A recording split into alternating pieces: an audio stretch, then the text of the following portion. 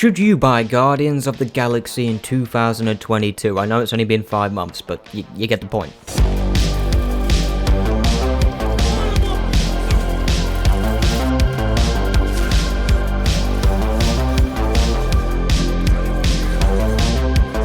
Guardians of the Galaxy has only been out for 5 months, and I heard it was so much better than the Avengers game, but I never really got around to playing it, and then it was added to Game Pass, so I expected a very average game, but was that the case? Sit back, relax, and enjoy the review.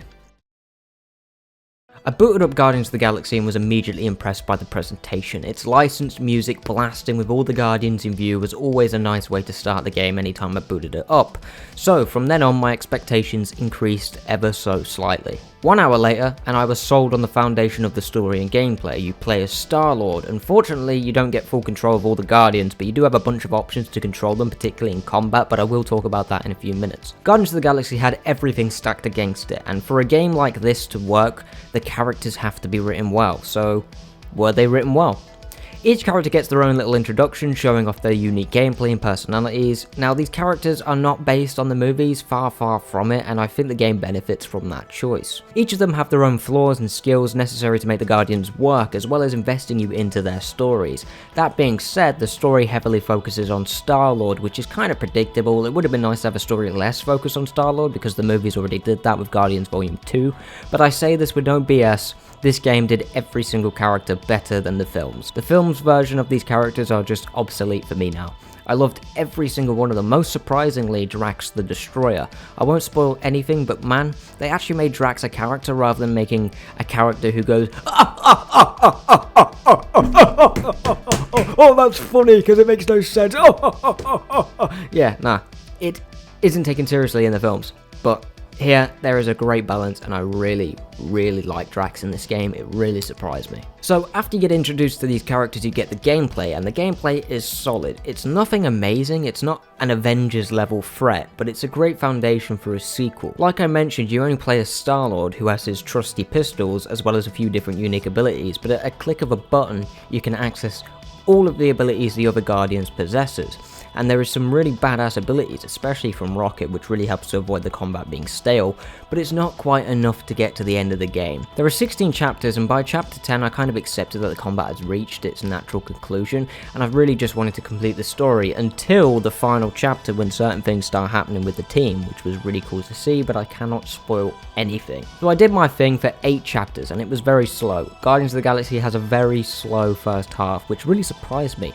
A lot of it was done to really sell you on this team and their different intricacies, and honestly, I think that's why these versions of the characters surpass the film. So much time is spent building these characters up and results in a super satisfying end to the game, but not as quite as satisfying as emotionally as Guardians Volume 2. I love that film, but a lot of people really don't like it, but that's just me.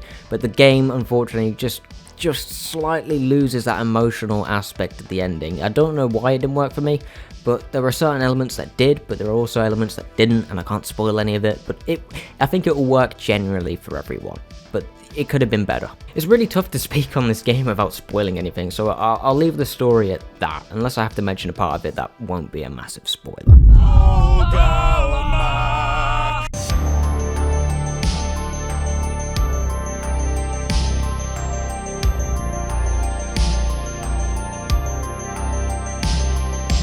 The soundtrack is incredible. Some of the choices made just work too well, and the original music is fantastic too. You can really feel the love and care that's been used to make this game. This is not an Avengers game from Square Enix, this is a Guardians of the Galaxy game from Square Enix. Each music choice really works well in the scenario that it's used and result in some of the coolest moments I've experienced in a game and left me feeling a type of way, especially that final chapter, as I keep mentioning. I cannot bloody spoil it, but if you do play it, that final chapter, get excited.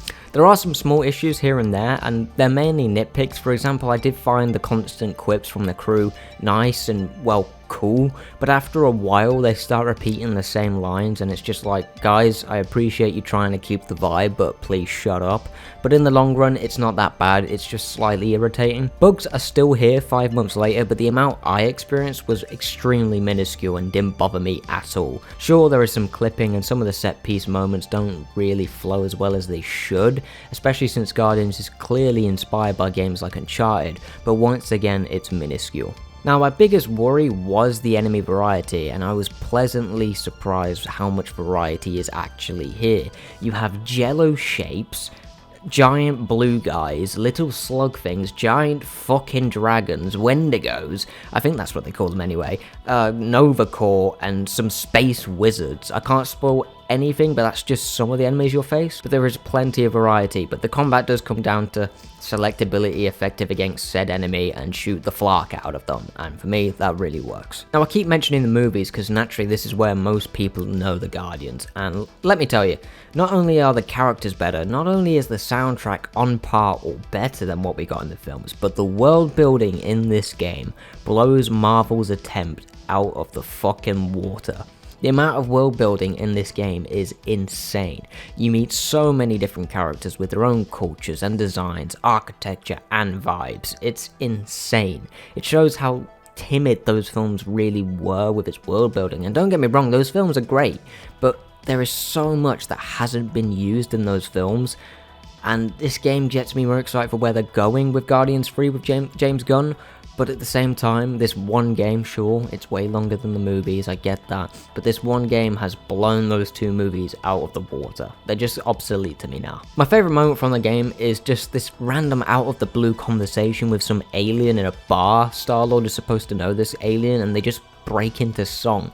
It's fucking amazing, exactly what I wanted from the game. Now, each character has 4 abilities, and my personal favourite was Rocket and his grenade launcher. It was so much fun to use, and combining it with the other Guardians was just awesome. They also have team finishers that don't really get boring.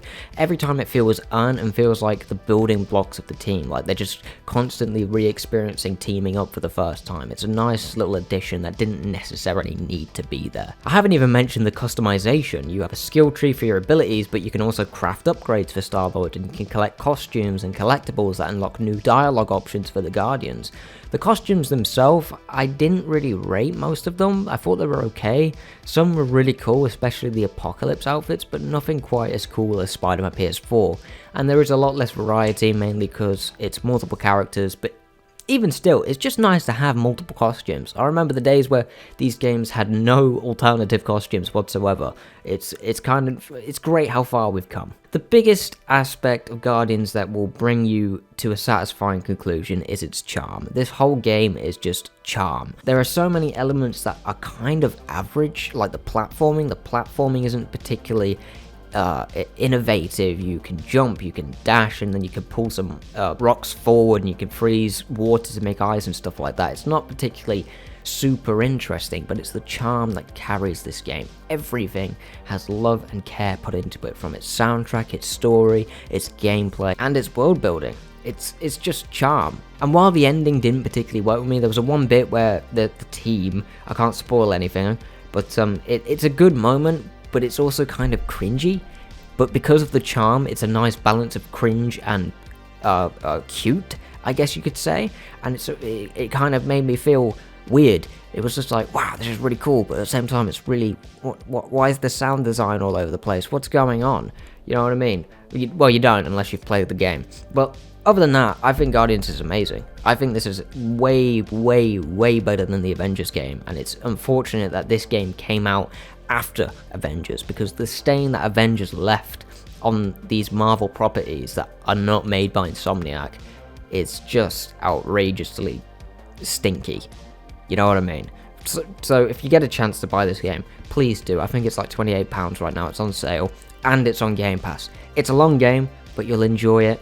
It may not be as in-depth as other games you've played, but it's just right. It's just right for me. That's what I think. Thank you for watching. You should buy it without a doubt.